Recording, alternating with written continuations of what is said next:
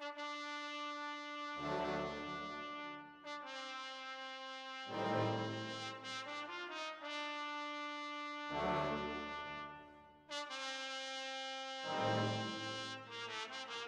don't fear you. It's more we're in agitation. We get agitated and irritated sometimes, but we're not fearful. You should fear yourselves. The reason we get agitated and irritated is because it feels like an invasion of space. There's not a lot of respect. People come out and hunt for Bigfoot. Think about if one of your own kind set up a place in the woods and wanted to live there. Would you hunt for him and yell for him? You wouldn't, because that would be disrespectful. So why is it okay just because it's a different species? Of course you're curious, but why is there a lack of respect? When people hunt for us, it's not just the discovery, it's also the desire to be the first. I want to be the first to discover, or show, look what I captured. Most of the time, we don't want any part of that. We just want our solitude. We like being together.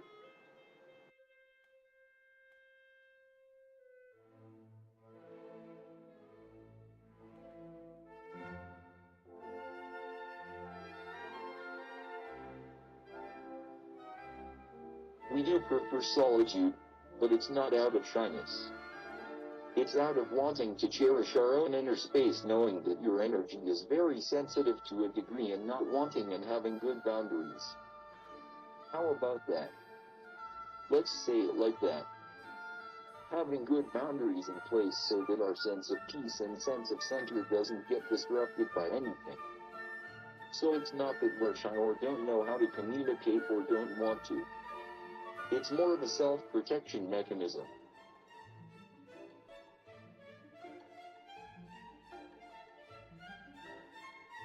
Most of the time, but our families are not like yours. Our families are small, and we don't raise our children like you do. As soon as they become self-sufficient to feed and thrive, they're cut loose but not cut off. We prefer a much different kind of existence when it comes to respecting the surroundings and respecting who's with us. So typically, when we sense human energy coming around, we don't want to be a part of it. We teach our children to transition through dimensions to avoid humans.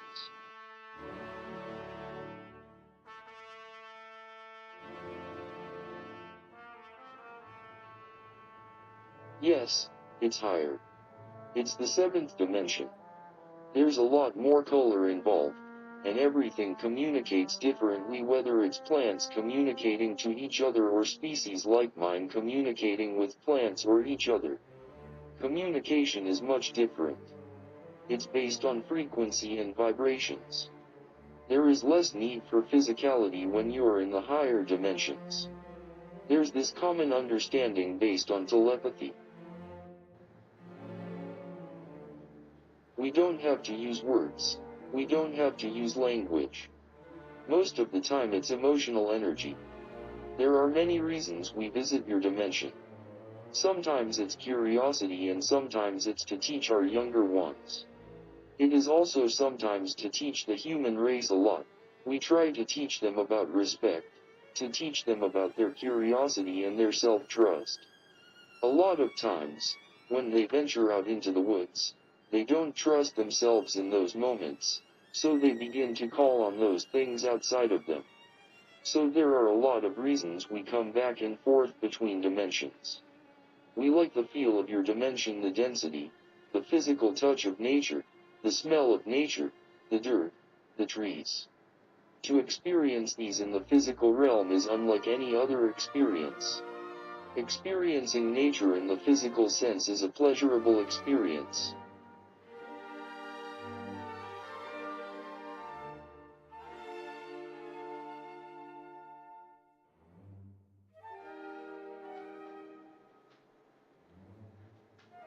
It starts with the mind. You see, our minds don't race like humans do. Humans are thinking about a million things all at once, so your energy is spread thin. Your consciousness, your awareness is everywhere and in all those places you're thinking about. We're not like that. We're very much, in the moment, types of individuals, and so we don't worry about the past and the future. That allows us to connect to our mindset, change our vibration based on our thinking and alter ourselves into another dimension because all of our consciousness, all of our awareness, is here with us, not here, there and everywhere. It's very narrowly focused so we can project our consciousness easily into another dimension. That's why humans can't do that. It takes a completely different spiritual DNA makeup. Our collective spiritual purpose is that our existence is meant to teach collectiveness, to teach that common how to have all of you in one place, but we're not limited to teaching our own kind. We can teach anything outside of us. Of course we're teaching humans that, too. Humans create ideas and thoughts because their minds will create a thought and run with it, so a lot of that can be false depending on what the mind creates. We don't operate that way. We only exist in what we experience, which is truth. So there's a whole different makeup between human understanding and human experience versus our understanding and experience of the world around us. Our thoughts are centered around the moment we're in, and we take that moment, learn from it, and that becomes our truth. We can teach based on who we are and what we've experienced, but we're not big on putting our ideas onto others. We'd rather let others experience for themselves. We're not big on giving others preconceived notions. Humans do that left and right.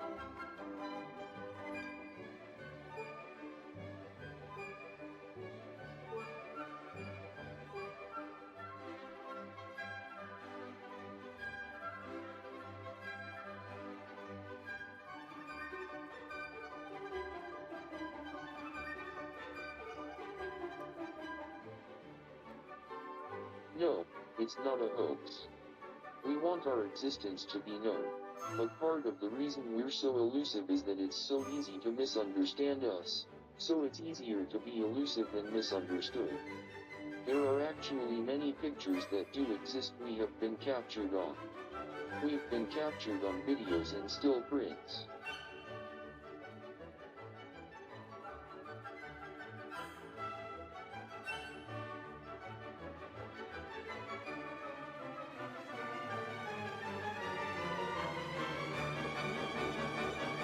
We all come from the same family. In different I guess you could say personality and characteristics like how humans are different, but we're all the same in our type of existence. The same family, yes, but Sasquatches are a little more aggressive. That's where you see some of the aggression come out. It's the same species, just different characteristics.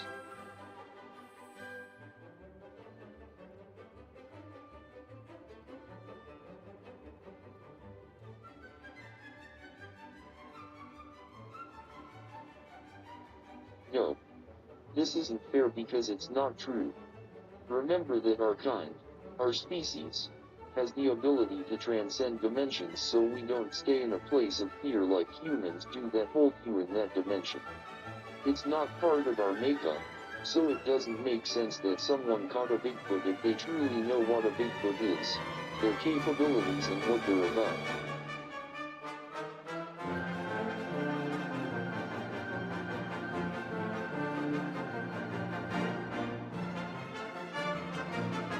Being on Earth, being on the earthly plane and being perceived by humans brings on a whole different experience for us, emotionally. It does trigger deeper, lower emotions where we're generally higher vibration operating individuals. But being in the physical realm, there is aggression. Aggression does come about, but it's not geared to the humans. It's out of protection. Think about the mama bear wanting to protect her cub. We just want to protect. So there's definitely aggression that comes into play. Other lower emotions come into play when we're visible to the human. There comes a point when you feel like your sacred space is being violated, and we'll do anything we can to protect that, but as far as eating you goes, We wouldn't go that far. We've been given a bad name that we're these awful creatures that are out to kill and hurt and eat. It's just a misunderstanding. We're actually a lot smarter. We're more intelligent than humans. And that's misunderstood. So we'd rather scare you off than hurt you to get you to leave. That would be good because when people go hunting for or searching for Bigfoot, they go with aggression. They go with their guards up. If they approached us with respect and love and the desire to communicate and coexist, then we'd be much more likely to cooperate. But if their intention is to invade our space and expose us, we'll make it very hard for them to do that. Did you know that everything is one, and we're all the same? It's really fascinating because humans are so stuck on their own individuality that they can't see they are all one, so they can't operate as one. But we can. There is much more respect among our own species so we can operate as one. We have much deeper telepathic communication because we respect that we are one. If humans could do that, you'd be able to communicate telepathically with each other, understanding each other without having to use words. You would experience peace like you've never known before.